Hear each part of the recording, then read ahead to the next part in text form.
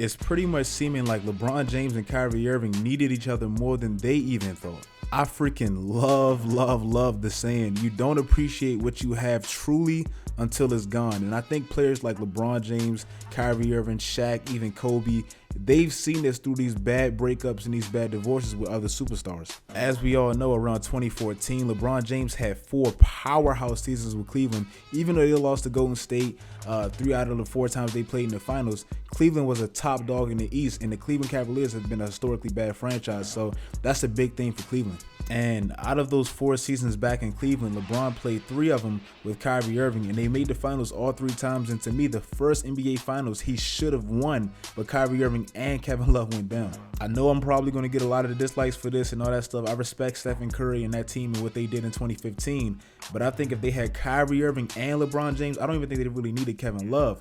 They probably could have beat that Golden State Warriors team. But anyway, moving on to the next year in 2016, Golden State had that historic year, 73-9. Stephen Curry hit the most 3-pointers ever in a season. Stephen Curry won MVP. It was great. And Cleveland dethroned them by beating them in the NBA Finals, in which they were down 3-1, and Kyrie Irving and LeBron James simply went off. I think in Game 5 of that series, LeBron James and Kyrie, they split like 41-point games.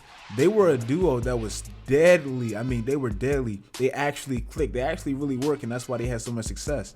I truly believe if it was no such thing as Golden State Warriors with Kevin Durant, the Cleveland Cavaliers back then with Kyrie Irving and LeBron, and maybe if they added somebody like a Paul George, they could have been a serious threat. And LeBron might have, actually chased Jordan with all these rings and stuff like that. But then they lost Kyrie Irving because out of nowhere in 2017, Kyrie requested a trade out of nowhere. But then to me, since LeBron and Kyrie's career has been, kind of going down. Now, when I say that, don't be an idiot. I'm not talking about statistically, because obviously individually, these are 2 great talents, 2 of the top 10 talents in the NBA. LeBron is probably still top 3 in the NBA. I don't probably think he's the best anymore because it's kind of hard to say that right now, but he's still top 2, top 3 or whatever. Kyrie Irving's top 10 talent, so they're still great. They're still having great numbers, but I'm talking about their team.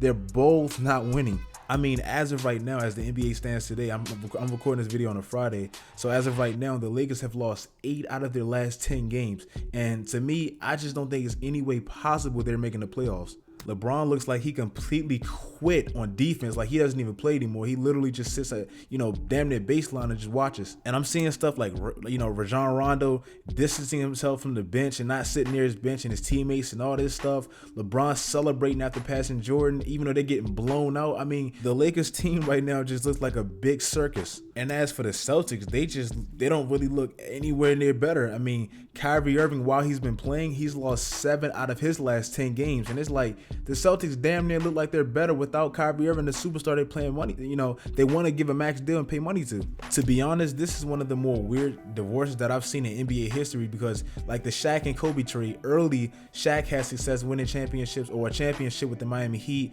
rubbing it in Kobe's face, and Kobe couldn't get past the first round. Phil Jackson didn't really like Kobe, all this stuff. And then Kobe started having success and Shaq started getting old. Then, it's usually like when 2 players divorce like that, one has more success than the other. You don't see both of them kind of looking pathetic. And like I said, don't get caught up into the numbers. I'm not talking about the stats. Of course, LeBron can still average 28, 8, and 8, and Kyrie can still average 25, whatever.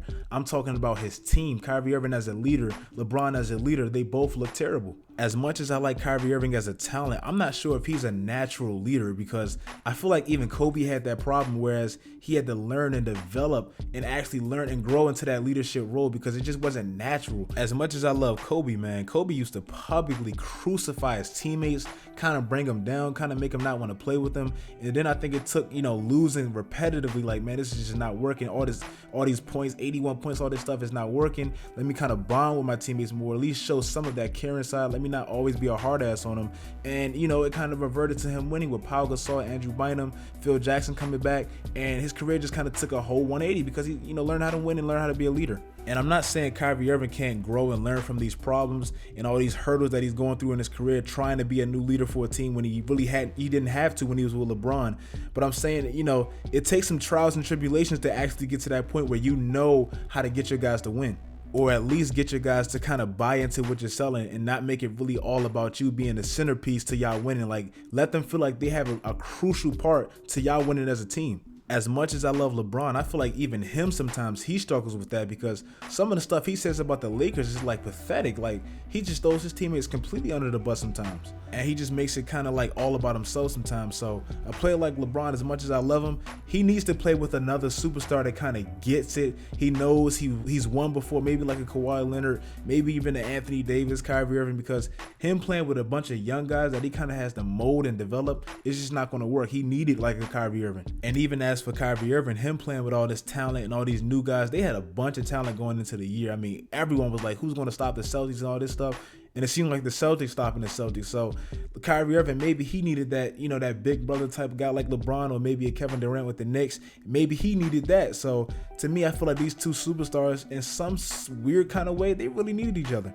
To me, their games complemented each other. LeBron didn't have to hold the ball and be the point guard all the time, because Kyrie Irving can make plays happen for himself and do all this great stuff with the ball and these trickery moves. Kyrie Irving didn't have to worry about answering all the questions from the press, because he's the guy now. See, back then that was LeBron's job to do all the, you know, the talking and get crucified for stuff that he says. Now it's Kyrie Irving, and he's seeing that role. So to me, these guys really needed each other, and they just didn't know it at the time. That's the video though, guys. Like I said, I just wanted to make a quick video just saying that I feel like LeBron and Kyrie Irving, they were a great duo, one of the better duos that I've seen. And I feel like at this point of their careers, at least this year, as you know, as the divorce stands right now, it's proven that both of these guys, they actually need each other. And you know, they probably won't admit it, but it's true. If you guys like the video, make sure you guys comment, like, and subscribe. Do all that great stuff, guys. And until next time,